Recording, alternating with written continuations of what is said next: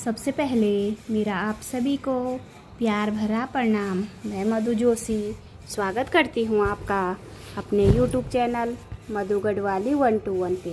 दोस्तों, आज की वीडियो में मैं आपको श्रावण मास महात्म्य का 23वां अध्याय सुनाऊंगी। आप भी मेरे साथ श्रावण मास महात्म्य का 23वां अध्याय ध्यानपूर्वक और पूरा जरूर सुनिएगा। 23वें अध्याय में श्री कृष्ण जन्माष्टमी का वर्णन किया गया है। भगवान शंकर सनत कुमार से बोले, श्रावण मास की कृष्ण पक्ष की अष्टमी के दिन वृष राशि के चंद्रमा में अर्धरात्रि के समय इस योग के आने पर देवकी के गर्भ से भगवान श्री कृष्ण का जन्म हुआ था। परंतु सिंह राशि के सूर्य आने पर इस महोत्सव को मनाना चाहिए। अष्टमी तिथि से पहले सप्तमी के दिन दातुन करके अल्प भोजन करना चाहिए।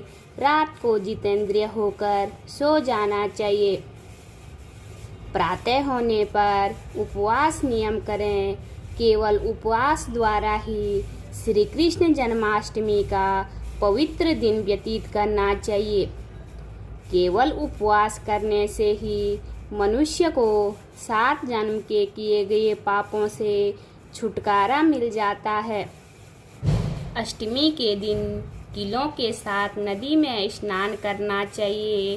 शोभन स्थान में देवकी के सूतिका घर को बनाकर उसे नाना प्रकार के रंगों के कपड़ों से कलश तथा फलों से सजाना चाहिए।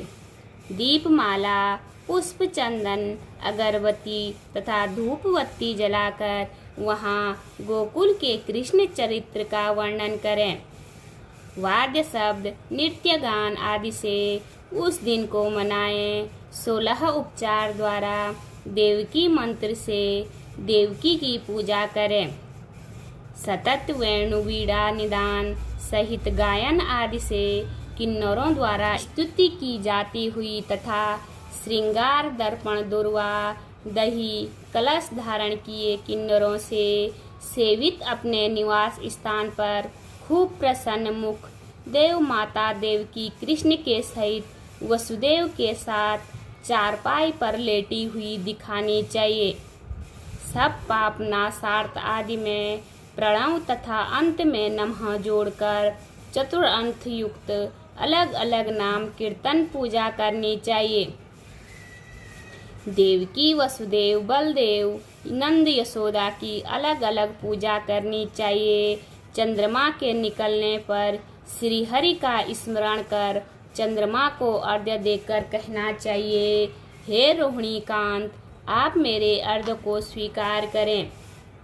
श्री कृष्ण जन्माष्टमी का व्रत 1 करोड़ एकादशी के व्रतों के तुल्य होता है। इस प्रकार रात को पूजा करके नवमी को प्रातः काल देवी भगवती विंध्यवासिनी का कृष्ण तुल्य महोत्सव करना चाहिए। ब्राह्मणों को भोजन कराकर दक्षिणा देकर कहना चाहिए, भगवान वासुदेव मुझ पर प्रसन्न हो, मैं आपको नमस्कार करता हूँ। जो देवी तथा भगवान श्री कृष्ण का प्रतिवर्ष महोत्सव करता है वह उपरोक्त फल प्राप्त करने के साथ साथ आरोग्य तथा अतुलनीय सौभाग्य भी प्राप्त करता है। अंत में वैकुंठ हो जाता है। उद्यापन विधि, उद्यापन किसी शुभ दिन सविधि करना चाहिए। प्रातः काल संध्या आदि करके ब्राह्मणों से स्वास्तिक वाचन करवाकर ऋषियों की पूजा करनी चाहिए। स्वर्ण के भगवान कृष्ण की प्रतिमा बनवानी चाहिए। मंडप में ब्रह्मा आदि देवताओं की स्थापना करनी चाहिए। उस पर तांबे या मिट्टी का कलश रखकर उसमें रजत या बांस का पात्र रखना चाहिए। कपड़े से ढककर सातक उस पर कृष्ण कन्हैया की वैदिक मंत्रों द्वारा 16 उपचारों द्वारा पूजा करनी चाहिए। शंख में गंगा जल, फल, फूल, चंदन रखकर नारिकेल फल युक्त कर भूमि पर घुटने टेक कर कहना चाहिए, हे गोविंद, आपका अवतार कंस के वध के लिए तथा भूमि का भार कम करने के लिए हुआ है। कौरवों के नाश तथा दैत्यों के विनाश के लिए आपका अवतार हुआ है। आप मेरे इस अर्घ्य को स्वीकार करें। हे प्रभु वासुदेव, आपको मेरा नमस्कार है। आप इस भवसागर से मेरी रक्षा करो। इस प्रकार प्रार्थना करने के पश्चात रात्रि जागरण करना चाहिए।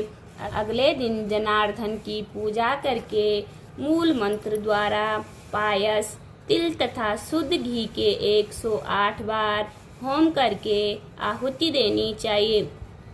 इंद्र विष्णु मंत्र से होम करें। व्रत की समाप्ति पर एक कपिला गाय का दान करना चाहिए।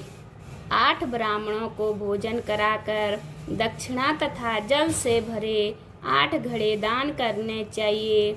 इस प्रकार उद्यापन करने से मनुष्य उसी समय पाप से रहित हो जाता है।